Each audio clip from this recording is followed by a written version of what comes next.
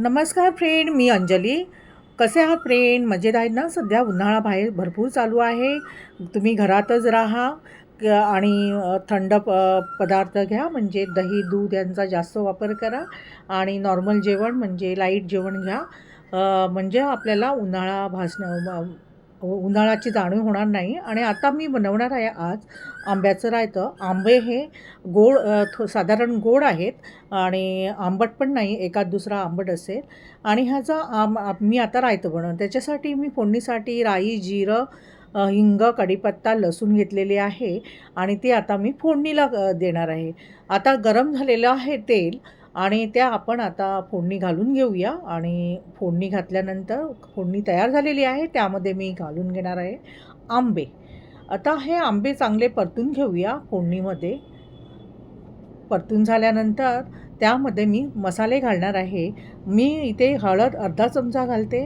आमचा घरगुती मसाला मालवणी स्पेशल 2 चमचे घालून घेते. तुमच्याकडे जो असेल तो तुम्ही घालू शकता. आणि इथे घालते आहे मी लाल तिखट. आणि हे सगळं एकजीव करून घेऊया, आपण मिक्स करून घेऊया. लाल तिखट तुम्ही तुमच्या चवीनुसार घाला. आणि इथे आपण थोडीशी आमचूर पावडर घातलेली आहे, म्हणजे आंबट गोड तिखट असा मस्त होईल आपल्याला हे रायतं. आणि आता इथे मी गरम गरम पाणी घालून घेतलेलं आहे. गरम पाणी केलेले होते, त्यामुळे आंबे शिजायला पटकन मदत होते. आणि आता आपण हे चांगलं परतून घेऊया. आणि त्यावर झाकण, चवीनुसार आपल्याला आता मीठ पण घालायचं आहे. आणि मी चुकून राहिलेलं होतं मीठ, मी आता मीठ घालून घेतलेलं आहे. आणि त्यावर नंतर एकजीव करून झाकण ठेवलेलं आहे. इथे कांदा, खोबरं आणि धणे, बडीशेप, जिरं, आलं, लसूण आणि कोथिंबीर घेतलेली आहे मसाल्यासाठी. आणि मसाला मिक्सरला लावून घेतलेला आहे. इथे आपलं झालेलं आहे. आणखी 5 मिनटं आपलं आंब्याचं रायतं तयार होणार. तर चला आपण आता ते जे मी मी हे केलेलं आहे मसाला, तो मी घालून घेते आणि मस्त असं परतून घेते त्यामध्ये. आणि परतून झाल्यानंतर आणखी 5 मिनटं मी शिजून घेणार आहे, कारण त्यामध्ये आपलं मिश्रण म्हणजे खोबऱ्याचं मिश्रण मिक्स होईल.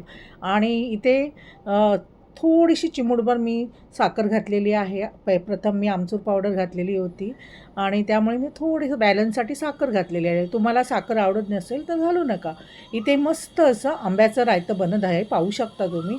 मस्त सुगंध पण छान येत आहे मसाल्यांचा. आणि आता आपण त्यावर वरनं कोथिंबीर घालून घेऊया.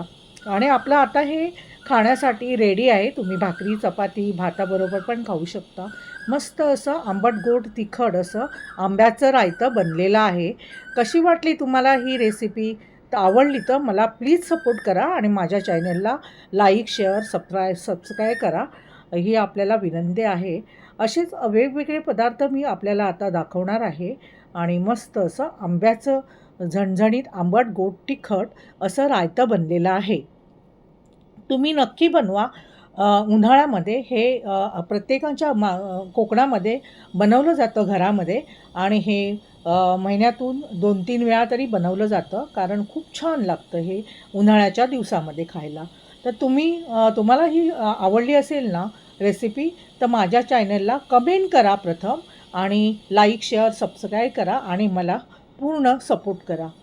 तर तुम्हाला ही आवडली असेल रेसिपी ना, तर नक्की जरूर मला कमेंट करायला विसरू नका. मस्त असं झणझणीत आंबट गोड तिखट असं रायतं बनलेलं आहे. त्याबरोबर मी बनवली आहे भाकरी आणि थोडासा राईस आणि भाजी पण बनवलेली आहे. तर चला आपण नेक्स्ट ब्लॉगमध्ये भेटूया नक्की. तर मस्त ना? कशी वाटली तुम्हाला ही आजची रेसिपी? आवडली ना? आवडली असेल तर नक्की माझ्या चॅनलला व्हिजिट द्या आणि माझे सगळे व्हिडिओ शेअर करा आणि बघा नक्की. तुम्हाला खूप आवडतील आणि मला सपोर्ट करा. मी आता पुढच्या नेक्स्ट ब्लॉगमध्ये भेटते. थँक्यू.